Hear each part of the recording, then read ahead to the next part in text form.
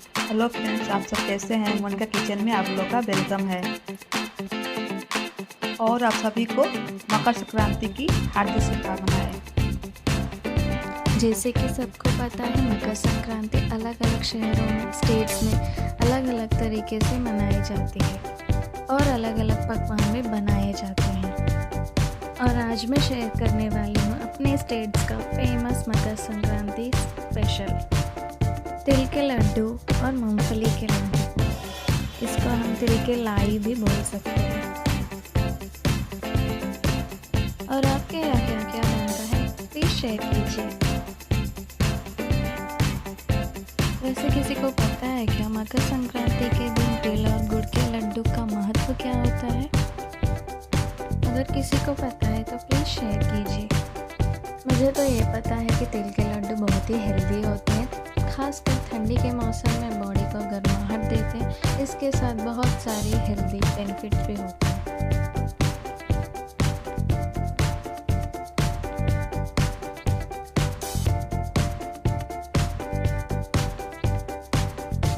तिल के लड्डू के साथ साथ हमने मूंगफली के भी लड्डू बनाए थे, जो कि बहुत ही हेल्दी होते हैं।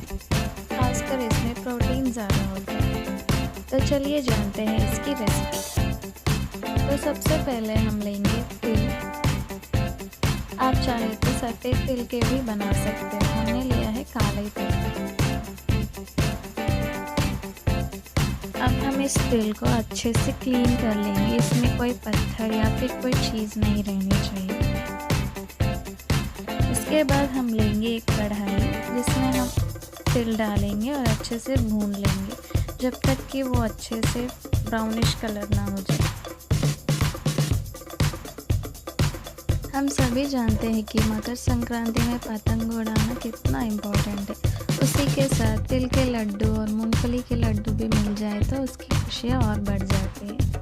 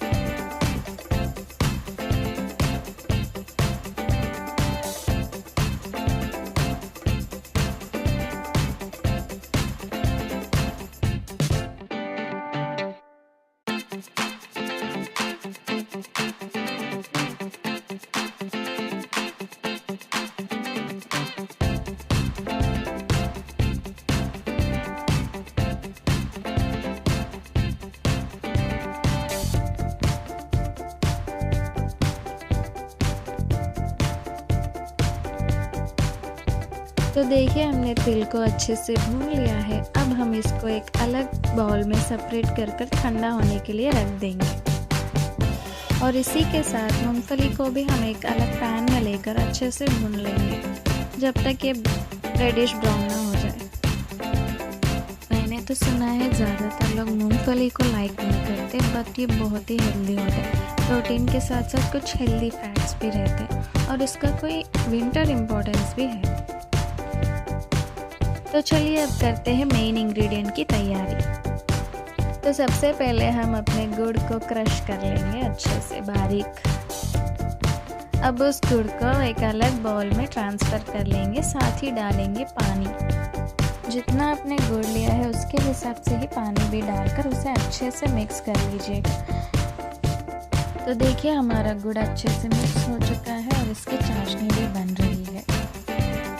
इस चाशनी को हमें गाढ़ा होने देना है। जब तक ये थोड़ा गाढ़ा नहीं हो जाता तब तक हमें इसे ऐसे ही स्टिर करते रहना है। गुड़ की चाशनी अच्छे से बनी है कि नहीं, आप पानी में डालकर देख सकते हैं। अगर ये पानी में अच्छे से मिक्स हो जाए तो अभी ये नहीं बनी। काफ़ी समय तक पकाने के बाद अब मैंने फिर से इसे चेक किया। तो देखिए, अब ये पानी में अच्छे से मिक्स नहीं हो रहा है। जैसे कि आप देख सकते हैं, अब ये एकदम परफेक्ट हो चुका है, अच्छे से निकल रहा है। अब इस गुड़ के पाक को हमने जो तिल बना कर रखा था उसमें ऐड करते जाएंगे और अच्छे से मिक्स करते जाएंगे। जितने लड्डू बनाने हैं आप उतना पाक डालते जाइएगा।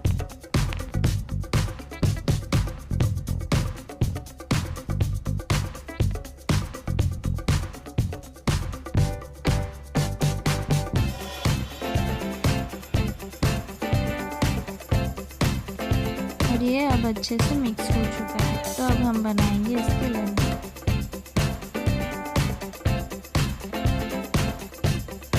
आप चाहे तो किसी भी शेप में बना सकते हैं, लेकिन लड्डू राउंड ही हो तभी अच्छा लगता है। ऐसे ही हम अपने सारे तिल के लड्डुओं को बनाकर रखेंगे। अगर चाशनी कम हो जाए या फिर गाढ़ा हो जाए तो आप फिर से उसको प्री हीट कर वापस लाकर अपने तिल या मूंगफली के लड्डू में मिक्स कर बना सकते हो। तो देखिए हमारे तिल के लड्डू बनकर तैयार हो चुके हैं। हम तो हमारी रेसिपी शेयर कर रहे हैं, आप भी अपनी मकर संक्रांति में क्या क्या बनाते हो ज़रूर शेयर करें। तो चलिए अब हम बनाते हैं मूंगफली के लड्डू। मूंगफली जो हमने ठंडा होने के लिए रख दिया था, उसी में हम गुड़ के पाक को डालकर अच्छे से मिक्स कर लेंगे, जैसे हमने तिल के लड्डू के लिए किया था। ध्यान रखिएगा गुड़ की कंसिस्टेंसी बहुत ही इम्पोर्टेंट होती है, ना ज़्यादा पतला ना ज़्यादा गाढ़ा। देखिए हमारी मूंगफली गुड़ के साथ अच्छे से मिक्स हो चुकी है। अब हम इसे लड्डुओं की तरह बना लेंगे। तो देखिए अब मूंगफली की भी लड्डू बन चुकी है।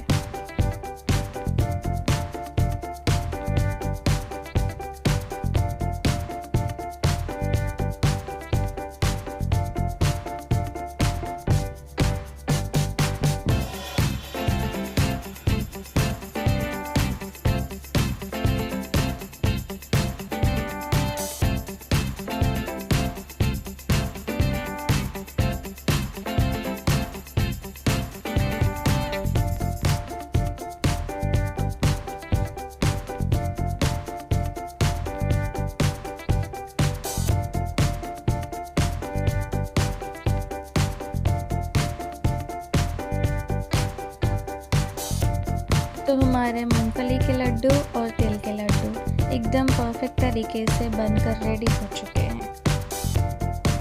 तिल के लड्डू और मूंगफली के लड्डू के साथ इस मकर संक्रांति लाए मिठास का स्वाद।